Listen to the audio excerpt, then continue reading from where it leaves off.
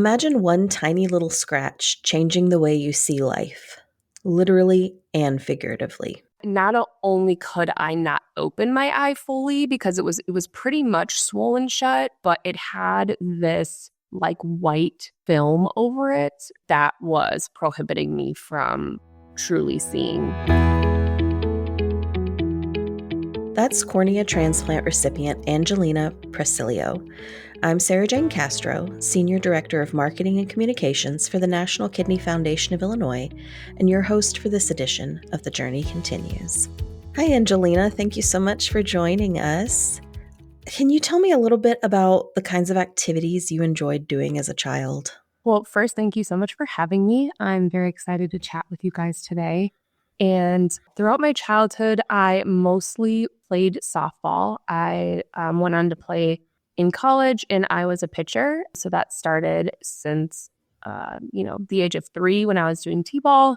But other sports that I dabbled in was basketball and volleyball and a little bit of gymnastics in high school. Okay, wow. So you were an athletic kid then. Yeah, needed a lot of activity, as my mom likes to say. What did softball mean to you? It sounds like that was maybe your number one sport. Yes, it meant the world to me. My dad was my coach, so that was kind of our forever bond. We had that daddy-daughter interaction on and off the field. I really enjoyed like all the friends that I've met. They're still present till this day. They're some of my best and closest friends that, stood up in my wedding. And so, yeah, it really just kind of set my life up for friends and everything, really. So walk us through the day of your fateful softball game, the softball game that sort of changed everything. What happened? So I was 13 years old, and I don't even remember why, but my dad probably kicks himself for this. I was not pitching this game, and he put me in center field, and I was not getting much action out there. So I was blowing some dandelions in the outfield, and as could just typically happen to any kid, one of the little dandelion fuzzes got in my eye, and I was rubbing it, and it scratched my cornea. Setting the stage for this, I was just about to graduate from middle school, which, is a really big deal. You get to put the whole cap and gown on for like your first time. And I ended up being super bummed that I had to wear my glasses for that because I always wore contacts. And I just remember being like so mad that I, had this minor scratched cornea for my middle school graduation. Looking back, then you have high school and college, but this was, the first big one for me. And it just kind of transpired from there. We thought it would go away. We went to my eye doctor, and they too thought it was just a scratched cornea. So they were treating it with just some steroids, hoping it would heal. And then it kind of just continued to rapidly progress. And I believe I saw maybe 25 doctors over the span of like a week, just because we were getting worse and worse and worse. The pain was so unbearable, and we would just keep getting referrals and referred to another doctor and, this specialist. And we'd go and travel now to downtown Chicago from the suburbs, and finally ended up in the office of Dr. Rubenstein, who works closely with Eversight, Illinois. So that's, I believe, your guys' partner. And that's kind of where finally everything started to make a little bit of sense. Mm-hmm. And we got a little bit of peace of mind almost when he was the first one to start to dial in on what might be the issue. So it sounds like that little dandelion frond, or whatever you want to call it, that scratched your eye turned into like this huge ordeal. Did it got infected? Is that what happened? Yes. So the contact solution that I was using, it was recalled, and I did not know that at the time. And it just so happened when the dandelion scratched my cornea, it allowed the contact solution to penetrate directly into my eye. Oh my gosh. And when you're seeing all these doctors and they're trying to figure out what it is that could have triggered, my eye it was so gross. It was like pussy and beet red and just all the things. They thought that it was something from the lake water because it was getting close to summertime. And, I was a kid and you don't really remember what. And I was like, yeah, I went to my friend's lake house. Maybe that was it. So they were like testing water. They had me bring in all my eye makeup and they were testing that. And they were asking my parents all sorts of questions if we had been to, XYZ countries and just trying to hone in on what it was exactly. And it ended up being the contact solution. It was recalled, but we were still getting that from our eye doctor at the time. My gosh. Who knew that something like that could even happen? That had to feel kind of scary, especially at 13, summer after 8th grade. What did that feel like for you to be in and out of all these doctor's offices and it's not just getting better? Looking back on it, I just remember being so bummed that I was like stuck in my parents' basement for the summer because the light was just so drastically painful on my eye. If I went outside, I would wear like a hoodie backwards. And because literally sunglasses weren't even enough protection, it was any sort of light was just so painful. We ended up traveling downtown to Rush every single day for like 3 months straight to be with Dr. Rubenstein and his staff so they could administer. And I think it was like 16 different eye drops that I needed just to kind of maintain while they could continue to test the contact solution and dive a bit deeper and see if they could connect all the dots correctly. I do love, though, that at 13, it wasn't my eye is hurting. It was I'm missing out on summer. I have to be in my basement. Yes. The summer you're going into high school, I think, is critical. It's huge. And I was just, inside. I did have my good friends visit me, so that was great. Okay, they would good. come over and we would hang out. Were you able to see okay at that time, or was your vision impacted? I could not see. Okay. Not only could I not open my eye fully because it was pretty much swollen shut, but it had this like white kind of film over it, and that was prohibiting me from truly seeing. I did not have good eyesight to begin with. I was a thick glasses girl, but yeah, it was pretty minimal. So what did Dr. Rubenstein and his team determine was the best course of action? It sounds like you were on a ton of eye drops, but that can't be maintained forever. What was their suggestion?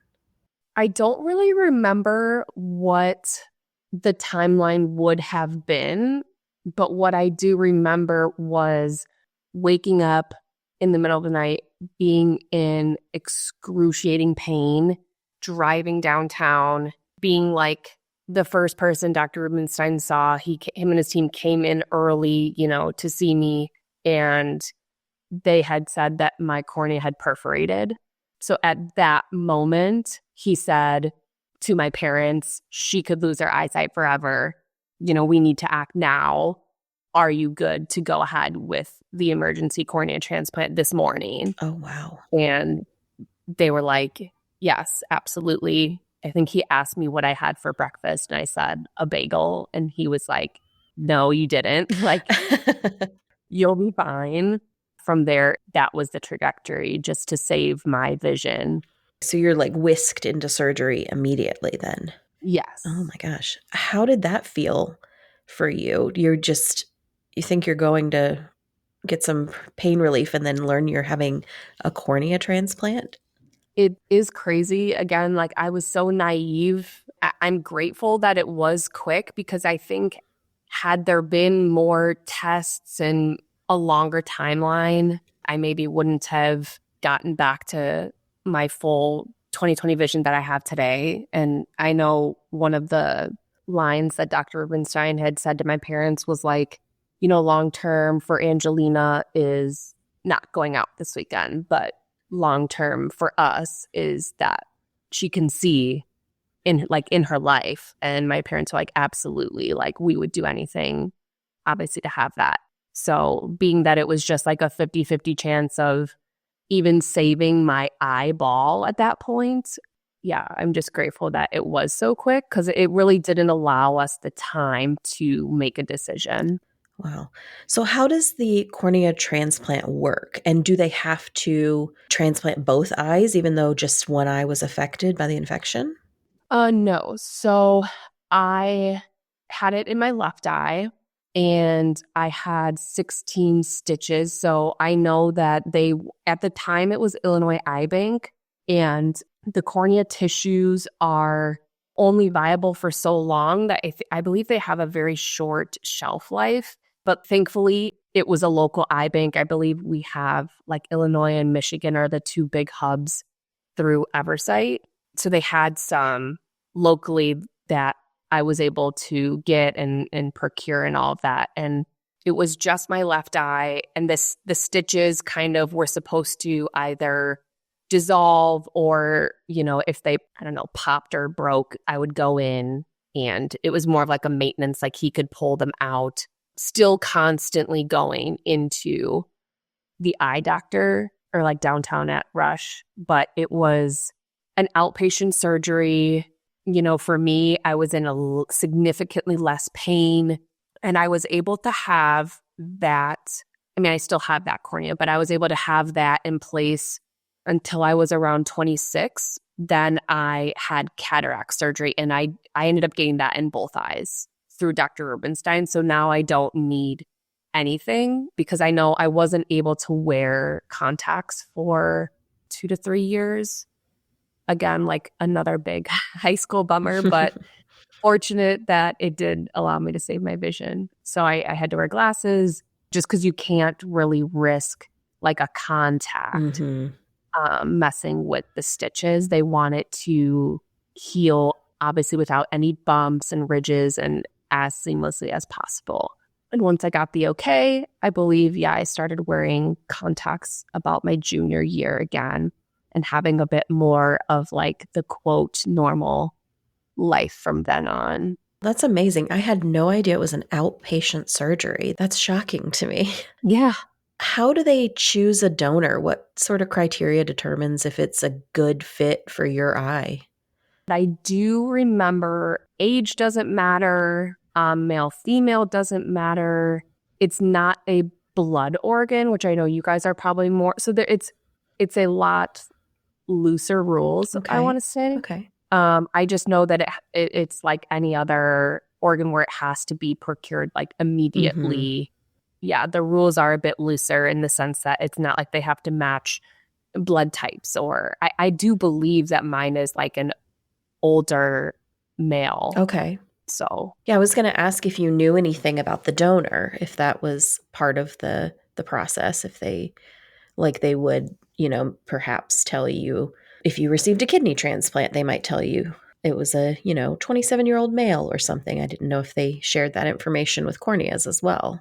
yeah, I believe that my donor wanted to remain anonymous. I had inquired when I got back in touch, like on a more integral basis with Eversight. I had asked one of the coordinators at the time if they could reach out because I wanted to like write, a thank you letter, and my parents as well, but they wanted to remain anonymous. So I was never really able to properly thank them, which I think is also why we do so much work with Eversight. My mom was on the board, and I actually was on like the younger professional auxiliary board for a while, just because I feel like I never got that proper thank you. So yeah, I don't truly know who it was. I do remember she was able to find out that it was like an older male. Well, it sounds like a lot of that volunteer work you and your family are doing is your way of saying thank you. Yes, absolutely. Does eye color matter when you're receiving a cornea transplant? It does not. It's actually just the clear film that is over the iris, which is the colored portion of your eye. What was post-transplant maintenance like? You talked about not wearing contacts, but do you have to take anti-rejection drugs like you would if you had received, say, a kidney or a liver? Yes, I still had a good amount of, maybe I went from, 16 to 4, I think, eye drops. But till this day, I still do have to take a steroid drop every other day just to keep everything in check, so to speak. That's all that I have nowadays. I don't believe it's as prone to rejection like a kidney or anything like that because it's not blood Right. related, Yeah, that makes sense. but it is still a foreign object. And it is rather uncomfortable. I remember I had to kind of like physical therapy. I had like not droopy, but my left eye was like closed more and I could Mm. tell like in pictures and things. And I was a little bit self-conscious of that. And I don't really notice it anymore, but for a good amount of years, maybe like 5 or so, my left eye was like significantly just the eyelid, I think because it was closed for like 3 months and I had to like kind of rebuild the muscle. You mentioned after your cataract surgery that your vision improved, but was there a change in your vision pre-accident, pre-scratch, and post-transplant?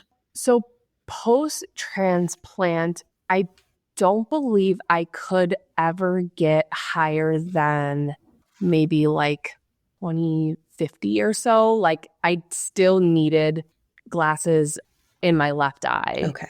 And there are certain things that can happen. Like a cataract is a very natural progression from what I was told for this type of transplant. Like the cloudiness that happens, there could be like little dots that you see in general, like pain points from the stitches. Mhm. Those were all like maintenance in between the cornea transplant and the cataract surgery. Yeah, because 26 is quite young for cataract surgery. My mother's having cataract surgery, so that is interesting that that's part of that they warned you about that and said that, "Don't worry, this is part of the process." Yeah, and obviously I had to be like a proper candidate for that. And maybe that had to do that it was like an older cornea. Oh, that could be, yeah. That's kind of what my thought was, but I would definitely have to inquire with Dr. Yeah, Rubenstein. but that would make sense. That's a good theory. So you mentioned earlier you played college softball, so you returned to softball after the transplant. How long did that take to get back on the field? That was like my biggest driver back to normalcy was, getting to be back on the field, be with my friends. And I worked really hard. I had super cool goggles that I did have to wear. I think the biggest issues that I faced getting back on the field were depth perception. So, like, I could not play outfield anymore. Like, I couldn't really be, I would say, fortunately, I was a pitcher because, like, your depth perception isn't truly impacted by that. But simple things like a ground ball, for example, like really sneaks up on you when your eyes aren't fully talking to each other, like vision wise. So I just had to work really hard on honing in all my skills again. I made varsity as a freshman. I think also my coach, he knew me before, like I was kind of not recruited, but at the time, like when you're in 8th grade, you're already working with the high school that you're going to play for. So he knew like my potential that I could get back to. So I was fortunate in that aspect too, that he believed in me and like gave me the time. Being a fall sport, like you start in the fall, but it's played in the spring. Mhm. So I had like, ample time to get back to where I needed to be. Okay, so you were back on the field the next season. Yeah. Wow. Yeah. That's amazing. Did you talk about your transplant with your friends, with your classmates? Is that something that came up naturally, or is it something you kind of wanted to keep quiet when you were, just starting high school? My closest friends obviously knew about it. It's like when you're a kid, if you come out and say something you're embarrassed about, it doesn't allow like anybody else to use it against you, sort of like coping mechanism. So I definitely used it in my intro, like, hi, I'm Angelina, and my eyeball is not 100% my eyeball, sort of thing. When you'd be like, tell us an interesting fact about yourself. That was like my go-to, I think, kind of just to like get it out in the open rather than anybody like question. If I think I was self-conscious, like if they noticed that my eye appeared like smaller, or why I had to wear glasses or like goggles on the softball field, I was pretty quick to call myself out. Okay. Yeah, I like that approach. Like, I'm going to say this before anybody makes fun of me or makes a comment or whatever. Yes. So what's life like for you now? So I had the kind of like double cataract. I got these multifocal lenses put in, so I don't need anything in my eyes, which is a godsend, truly. To wake up and see is amazing every day. My husband was blessed with 20/20 vision, so it's not ever anything that he knew my struggles with. But I think to not even need contacts or glasses nowadays is something that I never thought like would have been possible.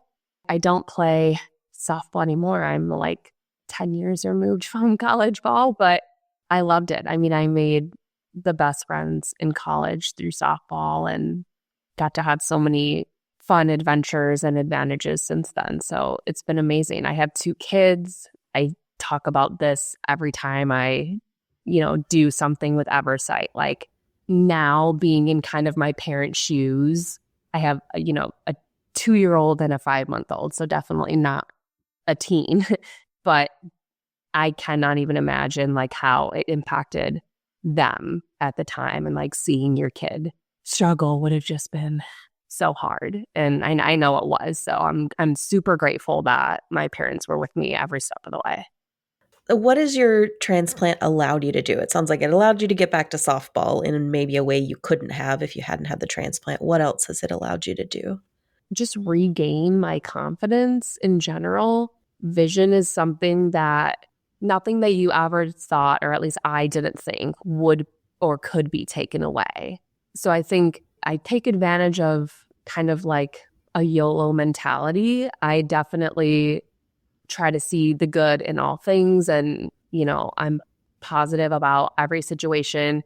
It definitely like forced me to grow up from a young age. I had to speak professionally, talking to all these doctors from a super young age kind of forced me out of my shell, and definitely built a harder, tougher shell to not be made fun of in high school when something like that is so easy to have happen. So I think a lot of things, it's truly just shaped who I am, and, gives me my story, as unfortunate as it was. I think I was the youngest case for this to happen to.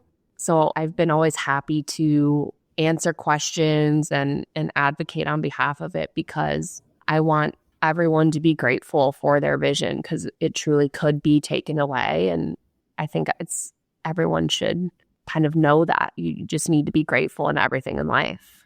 What will you tell your children about transplant and organ donation when they're older?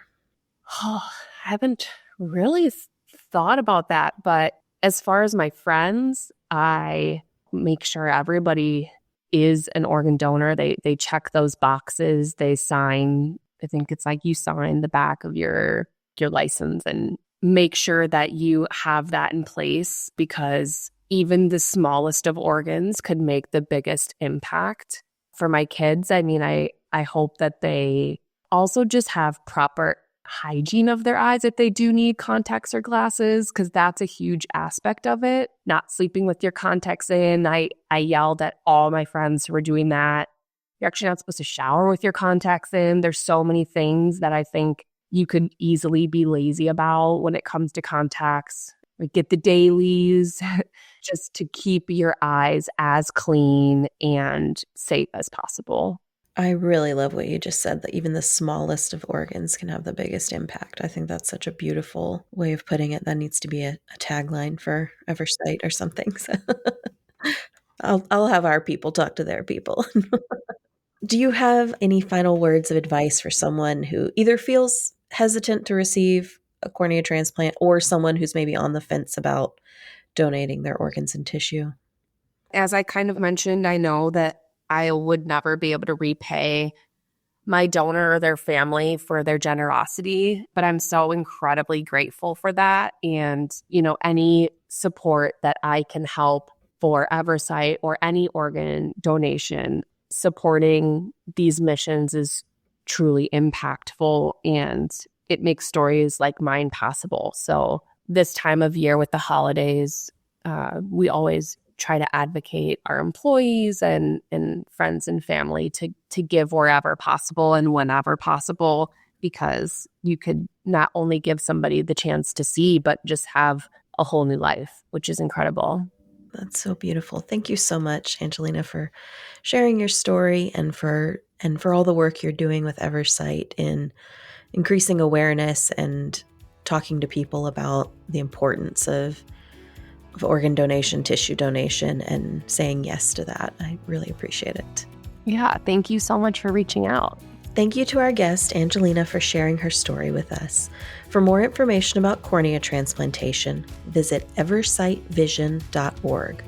If you'd like to learn more about becoming an eye, tissue, or organ donor, visit donatelifeillinois.org. I'm Sarah Jane Castro, and this is The Journey Continues. Prevention is a key part of our mission at NKFI. That's why at the end of each episode, we offer a health or nutrition tip. Here's today's nutrition tip about kidney stones. It's estimated that 1 in 10 people will have a kidney stone at some point in their lifetime. A kidney stone is a hard object that is made from the chemicals in urine. There are 5 different types of kidney stones: calcium oxalate, calcium phosphate, uric acid, struvite, and cysteine. Calcium oxalate stones are the most common type of kidney stone and are created when calcium combines with oxalate in the urine. Inadequate calcium and fluid intake, along with other conditions, may contribute to their formation. Calcium phosphate stones are less common, but are caused by similar things as calcium oxalate stones. Uric acid is another common type of kidney stone and often occurs with high consumption of purine-rich foods like organ meats and shellfish over a period of time. High purine intake increases the production of monosodium urate, which may form stones in the kidney. And while it's okay to consume these foods in moderation, be cautious of excessive regular consumption if you may be at risk for the development of uric acid kidney stones. Struvite kidney stones are less common and are caused by an infection in your upper urinary tract. Finally, cysteine stones tend to be rare and are hereditary. Common symptoms of kidney stones include severe pain in your lower back, blood in your urine, nausea, vomiting, fever, and chills, or urine that smells bad or looks cloudy. If you have any of these symptoms, it's important to follow up with your healthcare provider. Want to reduce your risk for developing a kidney stone? Follow these tips. Drink fluids to keep your urine less concentrated with waste products. Aim for 12 glasses a day. Water is best, and sugar-sweetened beverages should be limited. Eat lots of fruits and vegetables in order to make urine that is less acidic. When your urine is less acidic, it will be more difficult for stones to form. Reduce excess salt in your diet, and make sure you meet the minimum recommended daily allowance of 1,000 milligrams of calcium a day to prevent kidney stones. Try to get this through food, as calcium supplements tend to increase kidney stone risk. With today's nutrition tip, I'm Melissa Prest, a registered dietitian nutritionist.